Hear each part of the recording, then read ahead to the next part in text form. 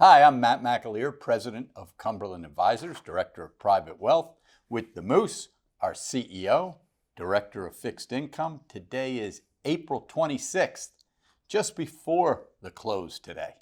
Market couldn't make its mind up on the equity side this week. We talked last Friday, if you go back to that chart, started to get oversold in semiconductors.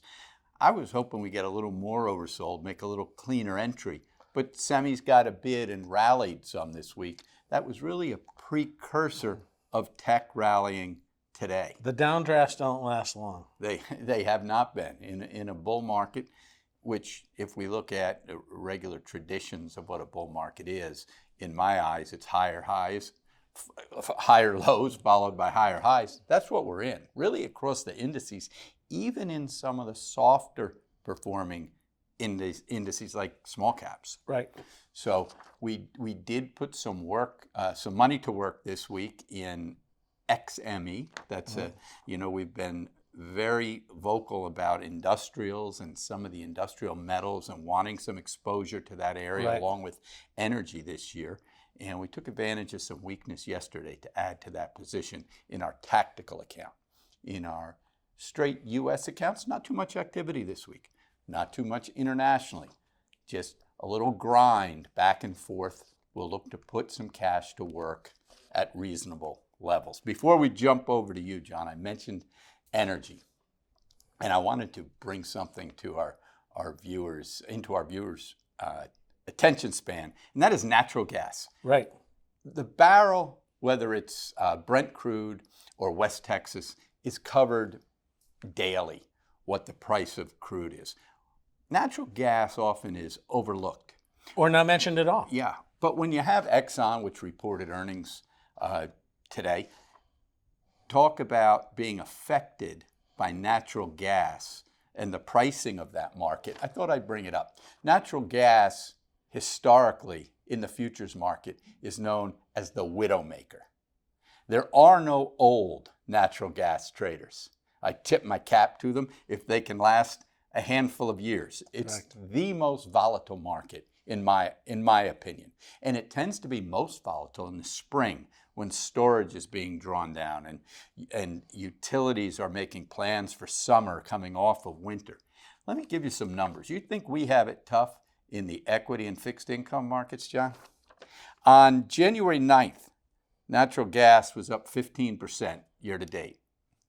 By February 19th, down 33%. Incredible. Today, it's down 17% year to date, well off its lows. Keep in mind, this week, it traded in a 20% range. Keep in mind how natural gas is traded. Natural gas is traded with a ton of leverage margined on a futures exchange. Right. Think about those percentage changes I just mentioned 4 months into the year based on a 90 or 80% leveraged position. And you understand why it's known as the widowmaker. Not for the faint of heart. No. So I've been impressed with how energy equities have held up this year. And listen, they're the best performing sector of the year in the face of natural gas. That's not the largest part of their business in the large integrated names, but it is a drag on some of their earnings per share, a little bit of drag on their growth rate. It shows you how powerfully they're positioned on the crude side to be trading as well as they are. You're right. What do you have in fixed income, Moose? We could call this, like a soap opera, bonds, the grind. And this week, 10-year bond ground a little higher up in yield from a 462 to a 467. Munis up a little more. Munis up about 10 basis points kind of across the board. Reflected a little more supply this week. All the deals very well oversubscribed. So, very small amounts of movement.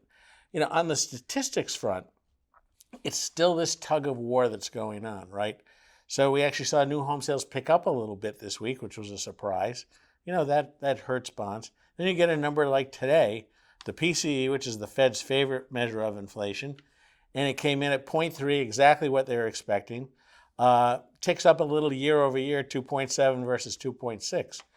But I think the interesting part is that, and it did have a good effect on the bond market today, is that this movement in the last few months, where you've taken from the beginning of the year where the markets were expecting 6 rate cuts, to maybe a month ago expecting maybe 3, and now expecting maybe 1, and a few people out there saying, oh, the Fed might have to hike. You get a number like this today, and what it does is it puts some salve on the people that the Fed actually might hike. The PCE, which is the Fed's favorite measure of inflation, is performing okay, and that gives the market, some pretty good hope, as we go forward. And of course, when you look at some of the sentiment indicators, you think about the year where you started out the 10-year bond at a 390, and it's within 30 basis points of its high last October, and it's done it kind of in a grinding fashion, more in the last month. People were never more bearish than they are right now. And if you went back to the end of the year, when you had this big rally, they were never more bullish than they were then. So the fact that so many people out there are bullish is giving us some comfort level that we're in a place where, fixed income is really making some sense. Lean against, Lean right? against, You absolutely. often talk about, John, when the boat gets too crowded on one side, you better start scurrying to that other side. From a duration standpoint, how we position our fixed income, that very much has to go into your management. Absolutely. We brought durations in a touch at the beginning of the year. You always wish you maybe had done a little more. And right now, we may contemplate pushing them out a little further. Why? Because the upward level of rates has gone a little beyond the boundary that we thought it would. Yeah. That's all. Outstanding. Yeah. Outstanding. Great lesson. Okay, folks, enjoy the weekend. We'll see if the Widowmaker comes back around next week.